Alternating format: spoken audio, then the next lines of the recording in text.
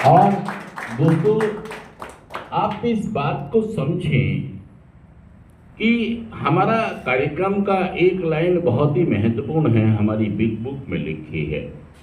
10 जून 1935 को alcoholic anonymous की शुरुआत हुई और आज 13 जून है।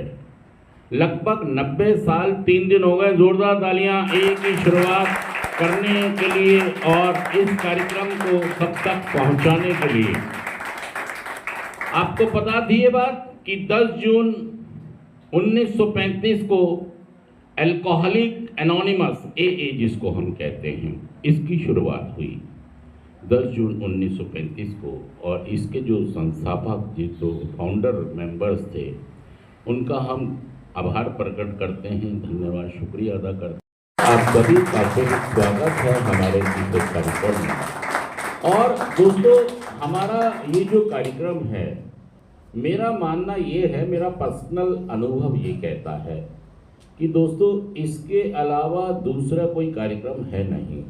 पहला पक्ष अगर हम देखें, जब हम यूजिंग में होते हैं, नशे में होते हैं, मेरा अभी जो रिकवरी में मैं जो आया दोस्तों, सबसे बड़ा पक्ष रहा कि मुझे सेंटर में ही डिटॉक्सिफिकेशन मिला। और सेंटर में डिटॉक्सिफिकेशन मुझे मिलने के बाद सेंटर से ही मुझे नारकोटिक्स एनोनिमस मीटिंग का मैसेज मिला। मैसेज पहले भी था, लेकिन मैं हल्के में लेता था। और वहीं से मेरी 90 मीटिंग्स भी पूरी हुई। ये मैं गॉड ग्रेस मानता हूँ कि जिन्हें कार्यक्रम का बहुत मालूम था, तमीज़ थी कार्यक्रम कैसे किया जाता है, यह कार्यक्रम की रिस्पेक्ट थी हमारे 12 कदमों की, कि कैसे ये पर प्रोग्राम काम जाते जाते, मतलब 2-4 लोग जाते थे तो मेरी भी हिम्मत बन जाती थी। अकेला शायद जाता तो मैं नहीं जा पाता शायद, क्योंकि अकेले जाने की मेरी कहीं हिम्मत थी नहीं, आत्मसम्मान था नहीं, आत्मविश्वास था नहीं। इसलिए निकले कहीं भी अकेले जाना, बिना किसी गाइडेंस के, स्पॉन्सर के जाना शायद मैं नहीं कर पाता। मैं गया, यहीं से मैंने मीटिंग्स करी और मेरी मीटिंग्स जब तक 90 हुई तब तक मैं आदी हो गया था। मतलब मीटिंग का, मेंबर्स का मुझे एडिक्शन, क्योंकि मेरी पर्सनालिटी में एडिक्शन तो है ही।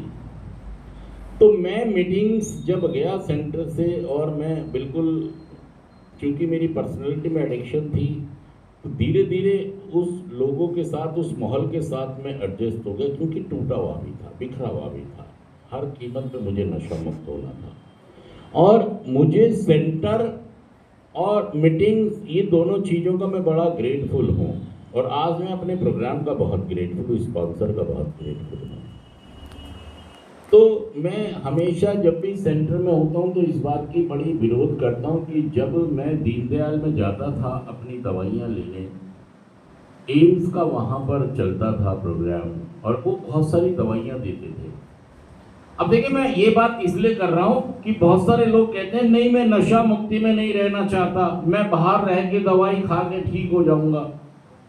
बाहर रह के दवाई खा के ठीक नहीं हुआ जा सकता। ये बहुत ही लंबा अनुभव मेरे पास है और आपके पास भी होगा कि बाहर रह के दवाई खा के नशा छोड़ना पॉसिबल नहीं है। सच कह रहा, झूठ कह रहा, बताइए बात।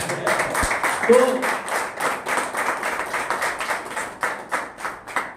आज मैं इस बात को कह सकता हूं कि यार, नशा छोड़ने के लिए मुझे मतलब कार्यक्रम का सहारा लेना पड़ेगा। और मैं बहुत पुरजोर विरोध करता हूं यार कि जो मॉडल चलाती है, असल में किसी एक मॉडल के तहत ही दवाइयां दी जाती है, चाहे वो एम्स में चलता हो, चाहे वो इभास में चलता हो, चाहे सरकार का जो भी कार्यक्रम चलता है नशा मुक्ति के लिए, मैं उससे सहमत नहीं हूं।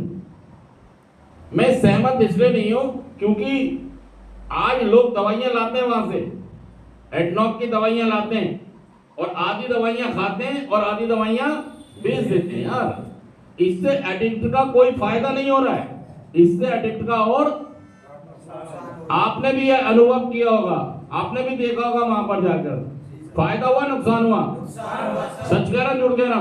तो मैं विरोध करता हूँ इस बात का यार कि सरकार हमारा फायदा करने की बजाय, देखिए हमें तो मालूम नहीं है, हमारे परिवार को नहीं मालूम है कि नशा मुक्ति कैसे, और आपके नजरिए में, सरकार के नजरिए में आपका मॉडल बढ़िया हो सकता है, ये साइको मेडिकल एक प्रोग्राम हो सकता है मॉडल जो आप चलाते हैं, लेकिन ये इफेक्टिव नहीं है, ये रिकवरी नहीं निकालता है।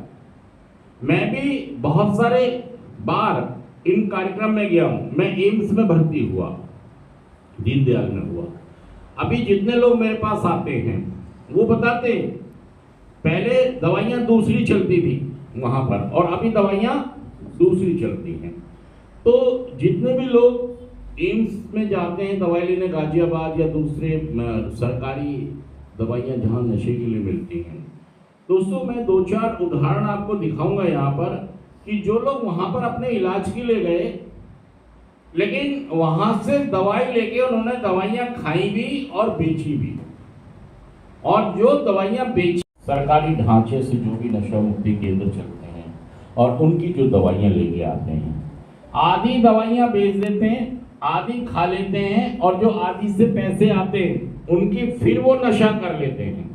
तो समस्या कई गुना, लेकिन एक एडिक्ट कहता नहीं भर्ती नहीं होऊंगा, ऐसे फ्रीडम में रह के ऐसे ठीक हो जाऊंगा। दोस्तों ऐसा ना हो, इस चक्कर में जय जय राम सीताराम। हमारे पास यहाँ कई लोग हैं, कितने लोग हैं जो यहाँ पर जाके दवाई लाए हैं और उन्होंने दवाई बेची भी है। कितने लोग हैं यहाँ पर? 1 2 3 4 5, कितने लोग हैं देखिए। अभी हम सबके पास जा रहे हैं और थोड़ा थोड़ा सा 1-1 मिनट में जल्दी से आप अपनी अपनी शेयरिंग बताएं। क्या नाम है? मनीष, भाई बैठ जाओ। नमस्कार फैमिली, मेरा नाम मनीष, मैं अग्निसेवाद। मैं एम्स में गाजियाबाद में दवाई लेने जाता था। वहाँ से जब जाता था मेरी फैमिली मेरे को आने जाने के रास्ते 100 रुपये देती थी, और उन 100 रुपये से मैं किराया भी चलाता था और खा भी लेता था कुछ। उधर से जब दवाई मिलती थी, आधी दवाई तो मैं उधर ही खा लेता था, और जो बाकी की बचती थी मैं कुछ पैसों में उनको दवाइयों को बेच देता था। 5,000 वहाँ से लेके आता था। आके कैसे मिलते थे? दवाई बेच के दे देते थे। अच्छा, हाँ जी। किसको बेचते थे दवाई? वहाँ पे बहुत सारे लोग खड़े रहते हैं, पहले ही बाहर हॉस्पिटल के सामने काफ़ी लोग रहते हैं। हाँ जी, दवाई लेने वाले। तो वो पैसे बेच के कुछ समय मैं तय कर लेता था उन दवाइयों के सारे। फिर वो जैसे वो दवाई निकलती थी वो फिर यहाँ के अपना जो मेरी चॉइस ऑफ ड्रग्स है वो दे देता था। चॉइस क्या था? स्मैक था सर। अच्छा, स्मैक भी ये देते? हाँ जी सर। ये कितने दिन चलता था? ये हर सैटरडे को जाता था। हाँ, 1-1 हफ्ते की 2-2 हफ्ते की मेरे को बहुत काफ़ी दवाई मिल जाती थी, 14-14 15-15 गोली। वो मैंने उनका गलत फ़ायदा उठाया। फ़ायदा क्या, मैं अपनी मेरी इच्छा थी भाई मेरे पास कुछ पैसे आ जाए, उनका मैं स्मैक पी लूँ, इसलिए मैं वहाँ दवाइयों की बिजनेस बना लिया था सर। हाँ जी, धंधा बना लिया था। कितने लोग सहमत हैं इनकी बात से? सच कह रहे हैं, झूठ कह रहे हैं, ये बताइए। और हमारे पास अगला मेंबर है, क्या नाम है आपका? रमनदीप। रमन, अपना अनुभव बताओ। नमस्कार फैमिली। नमस्कार। एक्चुअली मैं बाबू जगजीवन हॉस्पिटल जाता था। वहाँ पे एक्चुअली एक जो एटनॉक की गोली होती है वो 2.5 mg की होती है, लेकिन वो जब मेरे को लगा ना कि हाँ यार लड़के बेचते भी हैं, तो मैंने वो 4 गोलियां करवा ली वहाँ पे कि मैम मेरा एक से काम नहीं हो रहा। तो 4 गोलियों से भाई मैंने करवा ली। तो वो क्या करते थे, मैडम पीस के जीप में खुद डालती थी। तो डालते टाइम क्या होता था, हमारी जेब में एक 10 का नोट करारा सा होता था, हम बाहर आके जीप को पलट देते थे और 10 के नोट में सारा घेर देते थे वो जो चूरा होता था। तो वो चूरा एक 50 रुपए का बिक जाता था। ये इंजेक्शन वाले जो हमें ढूंढते थे कि वो, क्योंकि उनको 100 रुपए की गोली मिलती है, वो लेने जाते थे इंजेक्शन, तो उनके साथ सेट 100 रुपए का मिलता था गोली का। तो हम 50 की दे देते थे, सस्ती भी दे देते थे, तो उनको गोली थोड़ा एक्स्ट्रा भी मिल जाती थी। तो उससे क्या होता था, हमारे को जैसे कि हमारे बन जाते थे 200 रुपए बन जाते थे, से भी 200 ले लिए, मम्मी से भी 200 रुपए किराए के ले लिए, हम स्मैक पी लेते थे उसकी। तो ऐसे जुगाड़ चल रहा है तुम्हारा? हाँ जी सर। और सच कह रहे हैं, झूठ कह रहे हैं?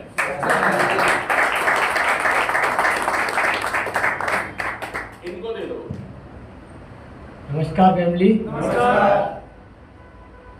मैं लुधियाना से सिविल हॉस्पिटल से अपनी मेडिसिन ले रहा था, लुधियाना से? लुधियाना से, पंजाब से। तो लुधियाना ही रहते हो? लुधियाना में रहता हूँ मैं। कहाँ रहते हो? मेन लुधियाना सिटी है, मोहल्ला पंजाब में। हैं? पंजाब में नहीं, लुधियाना में कौन सी जगह है? सिविल हॉस्पिटल, CMC हॉस्पिटल के पास, तुम्हारा घर कहाँ है? 3 नंबर डिवीजन के पास। अच्छा। तो मैं सिविल नहीं नंबर है। मैं सिविल हॉस्पिटल से अपनी दवाई लेता था, तो मेरे को एक गोली मिलती थी, एक बड़ी एक छोटी। तो मैंने भी जैसे देखा कि बाहर लोग बेच रहे हैं तो उनको मुनाफा हो रहा है, तो मैं भी वैसे देख देख के मैं भी वैसे करने लग गया। तो मैंने डॉक्टर से बोला कि मैं 1 हफ्ते के लिए बाहर जाना चाहता हूँ, तो मेरी 1 हफ्ते की दवाई बना दो। मैं 1 हफ्ता दिल्ली रहूँगा, 1 हफ्ता लुधियाना रहूँगा। तो उस हिसाब से मैं 1 हफ्ते की दवाई अपनी सेट करवा ली थी मैंने। तो एक पत्ता मेरे को एंडो, तो वही गोली मैं बाहर मतलब बेचता था, तो 50 रुपए की एक गोली बिकती थी।